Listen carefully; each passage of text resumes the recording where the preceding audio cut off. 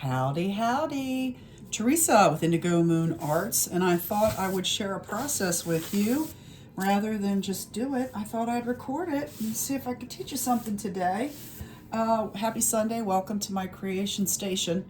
And I have a lot going on here, but for now, this particular little video is going to be on something that has to do with toppers and how to use a topper that you wouldn't normally use or think of. So I'm working on this Mermaid bottle, and as you can see, it's one of my designs. You can get it on Gumroad, my profile page, yada yada. Anyway, so this is my image. I have Mod Podged the bottle, then I used the acrylic gesso and put down the primer, and then I used a photocopy of this lovely image.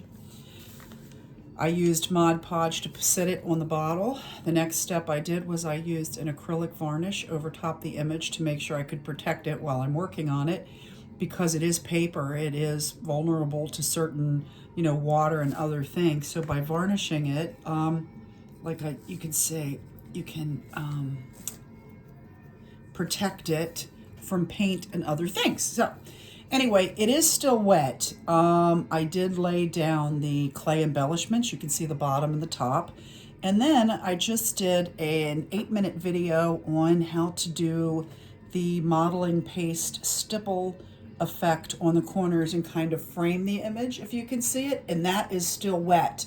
But of course, I'm impatient to a fault, and I'm going to put this topper on while it's still wet, because drying time is my enemy. It's not my friend. Anyway, so a month ago or so, I was, bored and surfing Amazon, and I happened to find this.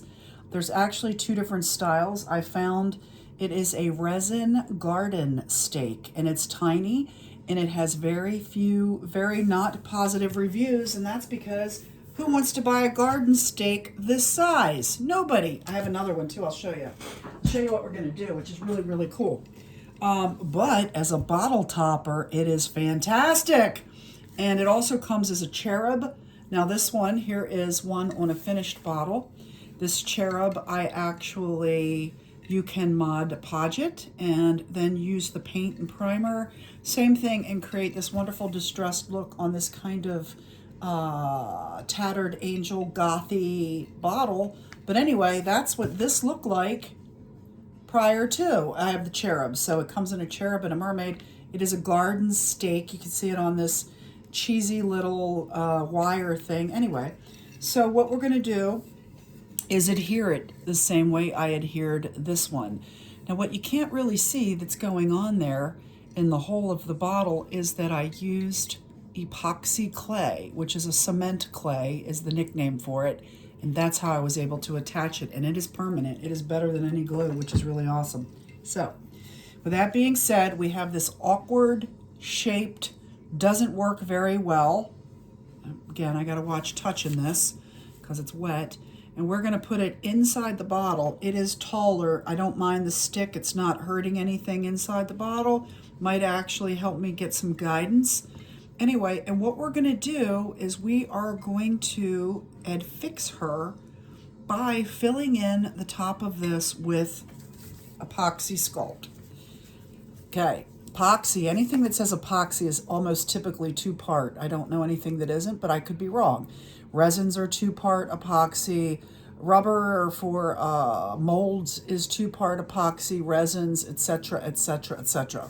So I'm going to be a good girl this time, which I usually am not. I went down into my tattoo studio and retrieved my nitrile gloves, which, these are latex. This is a latex product. I'm not allergic. If you are, I advise finding a type of glove.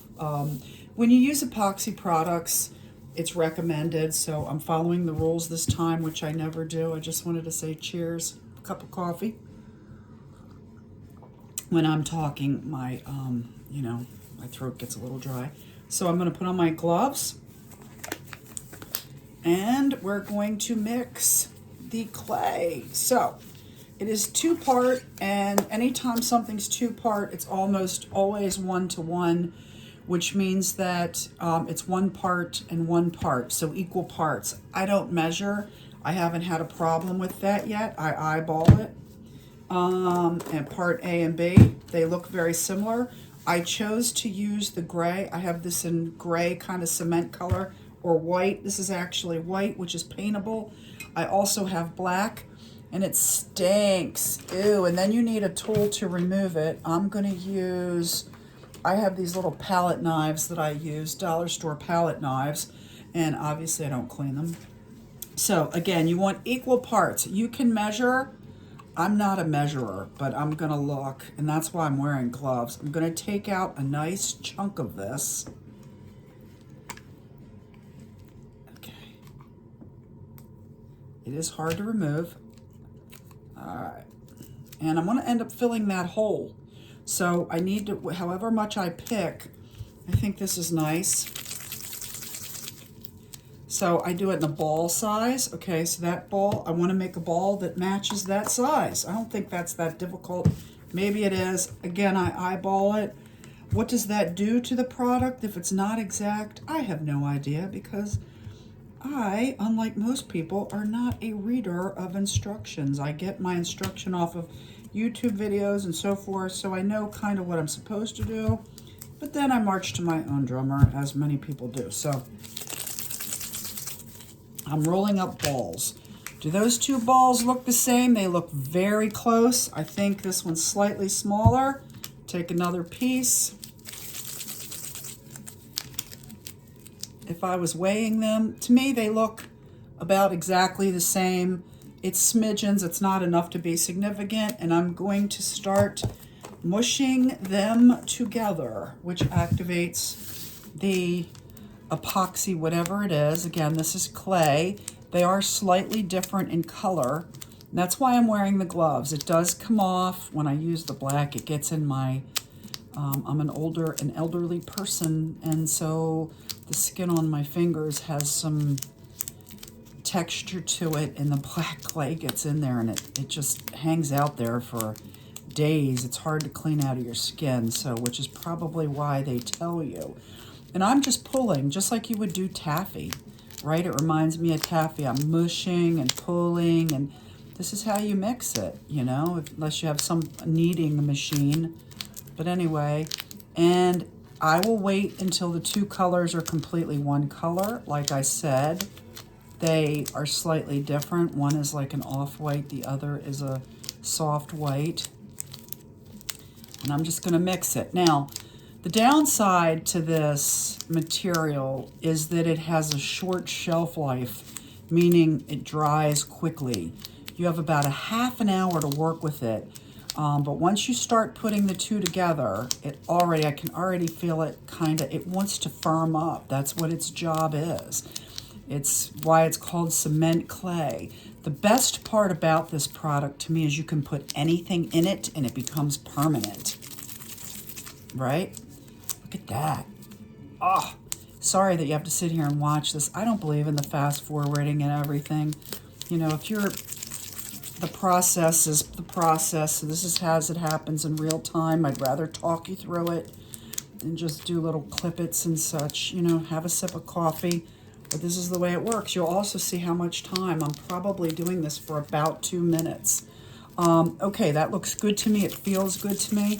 And what I'm going to do, hopefully this works, hopefully, is I'm going to put this around her. I'm going to start like this. I don't want to lose my wad of clay in the bottle, right?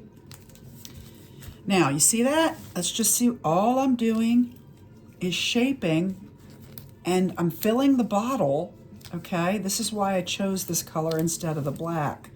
I want to get her, see, this is the problem with my product not being dry and me being impatient. It's stippled, so it doesn't matter. But I do need to try to get this level and right. Now I can make this like a wave. There's all different kinds of things that I can do here. But I do want to make it smart, meaning I do want to make sure the clay is surrounding the entire mermaid on the back. If you want to see what I'm doing in the back is less important than the front. You want it to look good, but at the same time, you're not looking. The front is what needs to be in good, smooth. The more that's touching the mermaid, the better, the stronger the hold. This will become permanent like cement. Okay, I gotta watch touching my daggone look, I already did it. You gotta watch, because if this were dry, life would be so much easier. I gotta get that little bit off the image. Hold on, because we don't want that one permanently. You gotta get, if you do anything to your image, you gotta make sure you fix it before you do the rest, right? Okay. So you can see it's pretty simple how I'm adhering this. Look, you can do this with anything. I have epoxy clay in my arsenal of tools always, okay? Now the trick here, now look, she looks pretty cool. She is sitting pretty straight. Now all I'm doing, I can already feel it setting. And this is why I don't like gloves, and I might actually take the gloves off, because now all we're doing is refining, and I want a smooth texture. The fondant tools can work good if you're good at, if you do cake decorating or you use any of the tools for shaping and stuff. You can, I'm just trying to find them. I have a mess off screen here. I'm looking for my tools. The balling tools, the whatever. You can do a lot of different stuff here, but my fingers are smoother. This is already setting. You got to work kind of quickly with this product, just as a warning, okay? And I'm just trying to get it, maybe I'll wet it and see if that works. I am going to paint it, but right now, all I'm doing, this is the part of making it smooth. It will dry. When it dries, it'll dry hard. I want to make sure it looks like it was done intentionally. Look, I'm actually, this is something I learned from my polymer clay days. I'm actually using my finger, I don't know if you can see this, to move it down onto the bottle to create, to lose the seam. By doing this with my fingers, I'm removing the seam. Can you see it? I'm removing the seam. I'm just pushing it down like so, and I'm removing the seam. See that? I'm making it look like one piece instead of two pieces. Now we got to make sure, like I said, you have about a half an hour, and all I'm doing now is the finer manipulation of smoothing. I'm smoothing so it looks intentional, okay? And then I'll make sure she's straight and everything. Now, her tail is back here. I still have a little bit of time to manipulate her. Make sure she's straight, make sure it's smooth. You can add, like I said, if you want to, let me add something to it and you'll see what I'm talking about. And again, this would be so much easier if my bottle was dry and I wasn't sticking my fingers in things. You think I would learn, but I don't. I just keep doing the same. All right, I'll show you the back in a minute. Again, I'm just smoothing.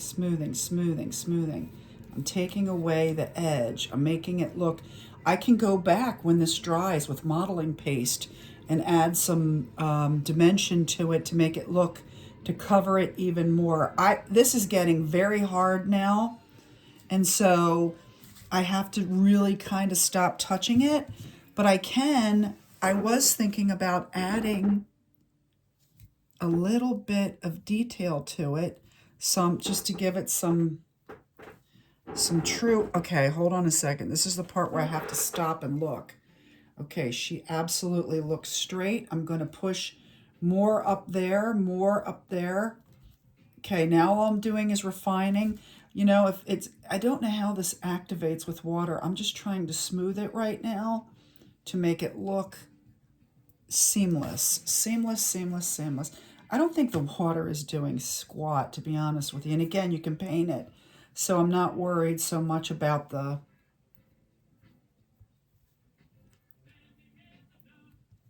Okay, whoops. Yeah, now, every now and then you got to stop because you're actually going to cause more harm than good.